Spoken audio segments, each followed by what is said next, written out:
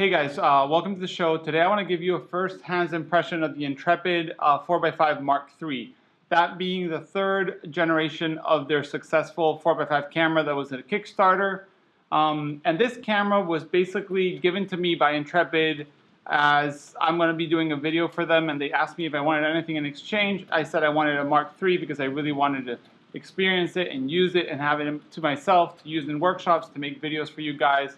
Because a lot of people in the large format or trying to get into large format are looking at Intrepid. That's why they're so successful. I don't think they need any of my help or any of my comments will hurt them, but I want to be truly honest about what I see. So yes, I will praise some of their things. I will bash some others, but it will be constructive. I want to help them make a better camera. I want to help you guys use this camera to the best of its possibilities. So I'm going to start by saying it's extremely lightweight, and I mean extremely to the point that it, I think, weighs like 0.9 kilos, which is 900 grams. That's like around 2.2 pounds, if I'm not wrong, a little bit less, probably like 2 pounds.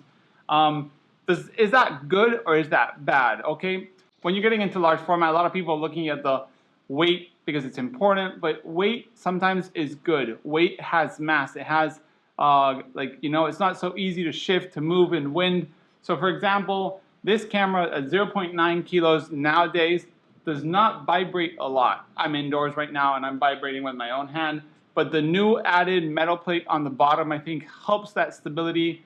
It's sturdy enough when everything's locked down. So yeah, it doesn't really shake that much. You can see I'm trying to shake it and you can probably see a little jitter, but it stops fairly easy. If you're used to shooting large format, you know that whenever you do any kind of movement or there's wind, to wait a little bit for that to settle and you can shoot. So no major problem there. Lightweight camera, that's a plus. So one of the biggest things that comes for the Intrepid is the price. It sells at 250 pounds, so that's very inexpensive. You're gonna have to change that to whatever currency you're using, but 250 pounds for a brand new 4x5 camera in 2018 is really good price. So secondhand market sometimes goes higher. Yes, there is a lot of cameras out there that are secondhand that are working great for around a price like this, a little higher at this time, but if you want to buy something new, Intrepid is a great option. So that's a good thing. So I'm going to start off by talking about the different parts of the camera and what I've seen or what I've noticed. I've used the second version when I did the documentary for Intrepid back in December, if I'm not wrong, or November, and last year. And I've seen improvements. I can't say all the improvements because I didn't own a Mark II. But first thing, when you're setting up the front standard, you have this knob that you screw into whatever focal length you think you're going to be using and extension. So you can choose between 3 holes. There's 3 holes on the base. This now does not come loose, so it won't get lost. A lot of people were complaining about that, so that's good. It has a little nut inside between the 3D printed material and the plywood wood, so it doesn't get lost. So whenever you want to move it or choose, you can go screw it in. So when you screw it in, it's fairly easy to screw. You have to use these 2 little half drills made in the plywood to align it. So if it's pushed all the way there, it's not right or not zeroed. If it's pushed that way, it's not zeroed either. So you use those 2 to align. Plus, they've added these set of screws, black screws on the bed, that to me probably mean when you're doing some of that movement. I always forget the name. It's tilt, it's shift, I guess swing. So when you're doing front swing and you want to know to go 0, you basically have to see the same amount of screws. So there would be it, and then you tighten this. You do have to tighten it quite a bit to make sure that it's 100% not going to move. So there, you can see I'm adding some force and it won't move. So that's good. It's a plus that now it doesn't disappear and you don't lose that screw, so that's good. You have 3 settings, which is probably enough for a lot of lenses. I checked out extension bellows, but more on that later. So the next improvement that's being done is the knobs on the sides now have 2 separate movements. You have rise and fall, and you have tilt on different knobs. So the one towards the inside is rise and fall, and I found rise and fall to be pretty rough. And I'm not trying to beat them up, but really, like, look at this. I'm gonna undo the knobs, and now I'm gonna see. You hear that? Apart from the storm outside.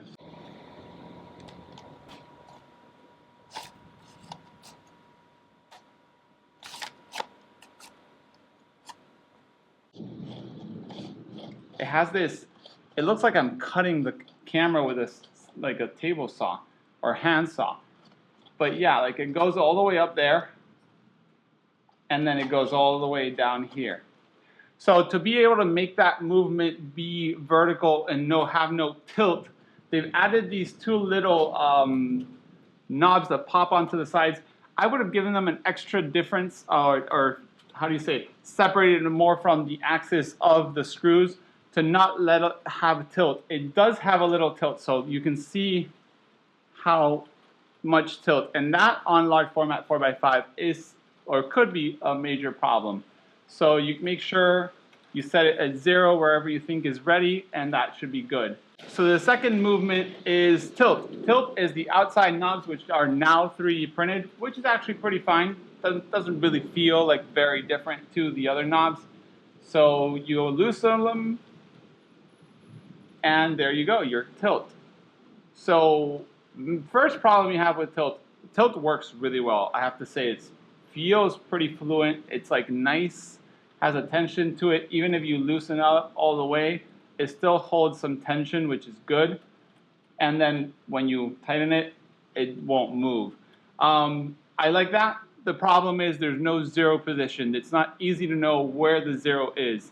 So that's the main problem to me with the Intrepid camera. You really want to know when you are zeroed out, and the lack of bubbles and 0 points is sometimes a problem. So make sure that you carry with you a little handy bubble level so you can make sure everything's, you know, aligned and perfectly square and whatnot. But I mean, it is a very inexpensive camera, but bubble levels or zero locks would have been nice. But yeah, basically undo, tilt works fairly good. Amount of tilt, more than you will probably ever need, so don't worry about that. You can see it's extremely forgiving. So yeah, let's lock that down, and that's done. Putting the lens on is fairly easy. I know a lot of people were complaining that the lens boards would jiggle inside. This is a Toyo lens board and works fine. The Linhof style, that locks into place. And yeah, there's a little wiggle room, but that's no issue. I mean, you're not going to be wiggling your camera around, or your lens is not going to fly out because the lens has weight. So that works fine. It locks into position with a top little lock, and it's fine. So no problem with that whatsoever. So now we're going to be going to the back. So let's go all the way to the back. So the back comes with this little acrylic cover, which is nice. That's a nice addition. It has like a little felt or textured, some kind of clothing, something material, which won't scratch your glass, which that's good. So you don't break this when you're traveling with your glass, you know, ground glass. So the back. Added movements is the swing on the back. The swing on the back is something people have been asking for. I honestly rarely use it. I was fine with the previous generation. Honestly, I didn't have it, but I thought it was fine. But it's a nice touch. You'd undo these little knobs on the sides, and you can, you know, use that little bit if you need it. So backswing is a plus. Plus, there's an added thing for the backswing, which I really enjoy, is the fact that the swing can use as a small extension. So if you're using a longer lens or you need a little bit extra, just pull all of it out, and you gain around almost 20 millimeters of extension. So that's very, very nice. And then you just tighten it out, and hey, you gain some extension. So, and if you want to do the same but the other way around, you can also come a little closer for wide angle lenses. So there you go. I put that all the way to the front, screw it in, and I made my camera have a shorter amount of bellows. So that is pretty nice, and it's very easy to do and undo. So that's a good thing for the swing they added. It does bring a smaller base and could wiggle a bit more, but honestly, it feels pretty rigid. I wouldn't say that would be an issue when shooting. So let me zero it out again, which basically comes to being aligned with the bed of the camera. Again, something that you have to kind of eyeball. But there it goes. That's done. So when you open the camera, you have to put this knob at 90 degrees. As I said, there's no 90-degree real stop, so basically when you open the camera, it will, you know, move freely, and you have to say like, hey, over there. Yes, you can use kind of like the alignment of the bracket on the bottom with the top to align it, but still, you're gonna need a bubble level, handy one, so you can make sure everything's, you know, parallel, which is the biggest problem with cameras in large format. So that's fine. It has that movement. If you need that extra movement, I never use a lot of movements in the back, so I'm fine without it, but it's good to see. So now to a few things I did not love about my camera, and it could be just my version of it, but first of all, the glass has etchings, and the etchings are not square with the back. And that is a bit of a problem, because when you're doing architecture and you don't have bubbles, and you maybe just want to grab a vertical line and align it with the vertical line on your glass, the glass seems to be a little shifted. There's a bit more space on the back frame than the size of the glass, so the glass has movement. That is not good. You don't want to trust the glass for that. But we're still talking about a 250-pound camera. It's not that bad. It has the lines, helps you work out things. Second problem I see with the glass is that on one side you're flush with the back. On the other side, the glass is actually bigger than the opening of the back. So if you're composing, you're really not going to know 100% how much is going to be in or out of the frame. So that is a bit of a problem. I checked, and the film holder basically is the window of the back of the camera, so not the glass. So make sure if you see a piece of wood, it's not going to be in the frame. Another little problem with the glass is when they cut it and they mount it and whatnot, there's a small amount of like some greasy looking or oily thing. I'm going to try to clean it out, but it's not really a big problem when you're under the hood. I checked, it looks pretty good when you're looking through the glass. It doesn't really bother you, but it's aesthetic, you know? People get upset about aesthetics. Film holder comes in fairly easy. The new spring back is very, I would say it actually feels too smooth and too loose, but it seems to hold the back properly. So you just slide it in and it locks in there. One thing that does happen is when you slide it back out, if you're not careful, the back can be not settled properly. So you have to kind of like give it a bit of a wiggle so you're sure that is there. If you focus all your shot with that like that without making sure, you're going to have problems with your focus, because that's not the right place of focus, which is where the film holder is. That would be there. So just make sure you do that. Also, another thing that I've seen on the back is the rotating, which is an amazing feature for a camera this price. I mean, this thing is genius. That you can rotate like this is amazing. One problem I see, it has magnets to hold it into place. Those magnets have a bit of wiggle room. So make sure when you do rotate it to kind of like square it out with your hands. And if you're going to take a shot and whatnot, make sure that it hasn't moved. Once you place it into place, it's not that easy for it to move because the magnets are stronger when they're centered. But yeah, if you turn it around and you let go, it's not really square. You put it on the right way, and then it's harder to move. It feels like it locks properly after I fix it. One thing that I've seen also is the new spring backs have these 3D printed little arms, and one of them comes off really easily, but the other one is a little tighter. This is because they're 3D printed, but it hasn't been a main concern. This is the glass back.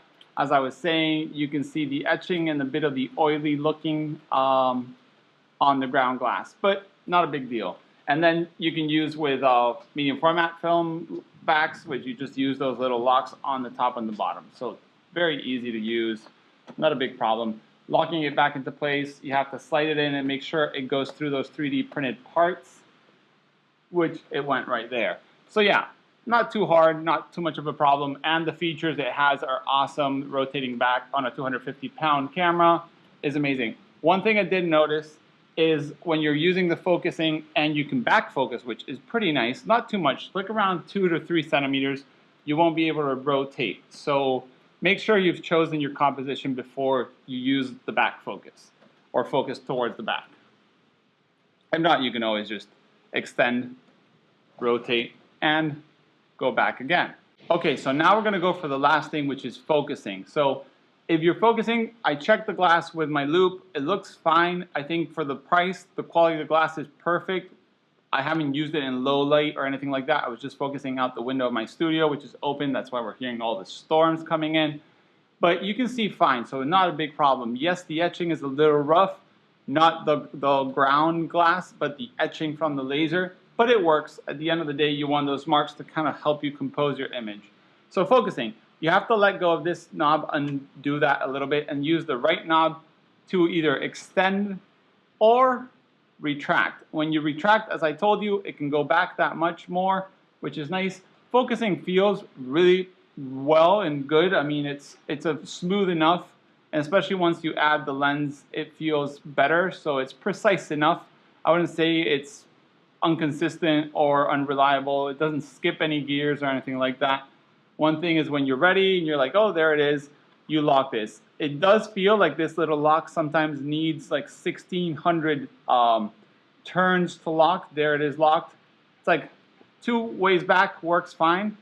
And then when I want to lock it, it's like, oh, this time it was just 2. But sometimes it feels like it needs a ton of them. But yeah, focusing works very well. I like it. I think it's fine.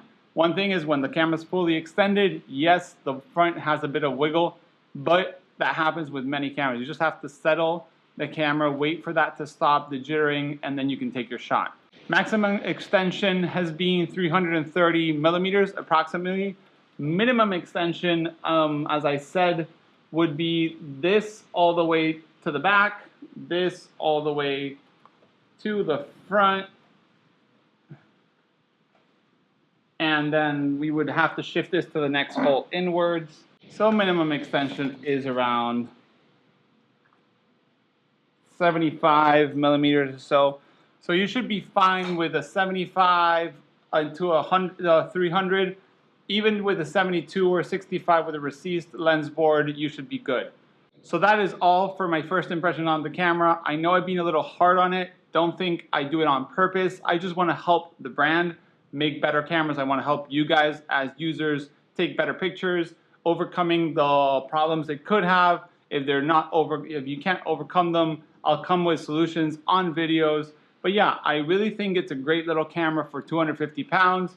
I will be using it. I know that I'm going to compare it to higher end cameras and try to compare it to similar price point cameras. But yeah, all the added benefits and the price point and the company and the philosophy they have, I really enjoy. I think they're doing a great job, Max and the team.